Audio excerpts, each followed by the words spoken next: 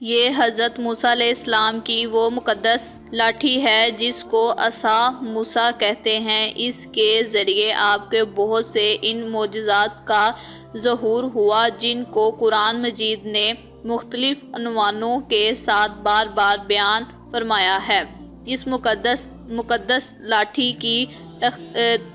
تاریخ بہت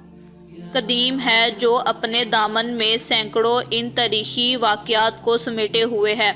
جن میں عبرتوں اور نصیحتوں کے ہزاروں نشانات ستاروں کی طرح جگمگا رہے ہیں جن سے اہل نظر کو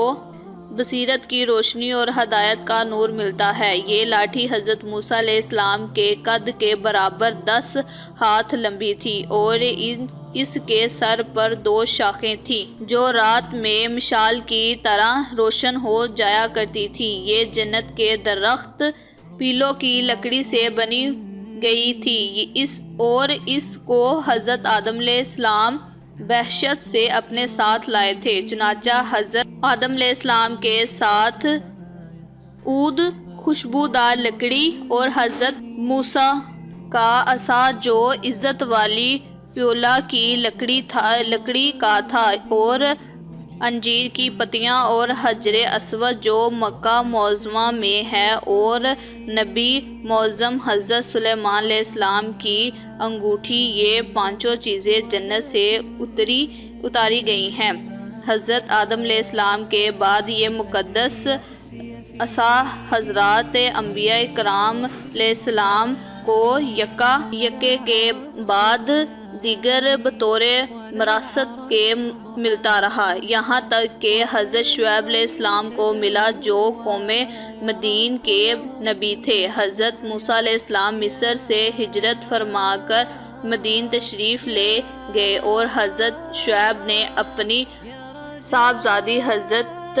بی بی صفورہ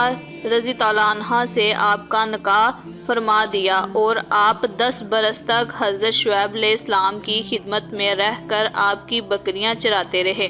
اس وقت حضرت شعیب علیہ السلام نے حکم خداوندی کے مطابق آپ کو یہ مقدس عصا عطا فرمایا۔ پھر آپ جب اپنی زوجہ محترمہ کو ساتھ لے کر مدین سے مصر اپنے وطن کے لیے روانہ ہوئے اور وادی مقدس مقام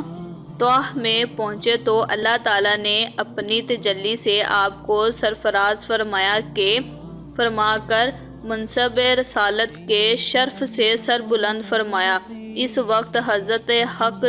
جل مجاہد نے آپ سے جس طرح کلام فرمایا، قرآن مجید نے اس کو اس طرح بیان فرمایا کہ اور اے موسیٰ آپ کے دائیں ہاتھ میں کیا ہے؟ تو آپ نے کہا کہ یہ میری لاٹھی ہے، میں اس پر ٹیک لگاتا ہوں اور اس سے اپنی بکریوں کے لیے پتے جھاڑتا ہوں اور اس سے میرے دوسرے کام بھی نکلتے ہیں۔ دوسرے کاموں کی تفسیر میں حضرت علامہ ابو برکات عبداللہ بن احد نفسی رحمۃ اللہ العالمین نے فرمایا کہ مثلاً اس کو ہاتھ میں لے کر اس کے سہارے چلنا، اس سے بات چیت کر کے دل بہلانا، دن میں اس کا درخت بنا کر آپ پر سایہ کرنا، رات میں اس کی دونوں شاخوں کا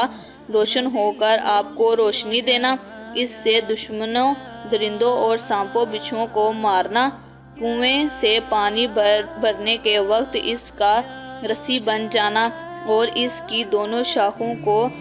ڈھول بنا لینا، بوقت ضرورت اس کا درخت بن کر عصا خواہش پھل دینا، حسب خواہش پھل بھی دیتا ہے، اس کو زمین میں گاڑ دینے سے پانی نکل پڑتا وغیرہ۔ حضرت موسیٰ علیہ السلام اس مقدس لاٹھی سے مذکورہ بھلا کام لیتے رہے، مگر جب آپ فرعون کے دربار میں ہدایت فرمانے کی غرض سے تشریف لے گئے تو اس نے آپ کو جادوگر کہہ کر جھٹلایا، تو آپ صلی اللہ علیہ وسلم کے اس عصا کے ذریعے بڑے بڑے معجزات کا ظہور شروع ہو گیا جن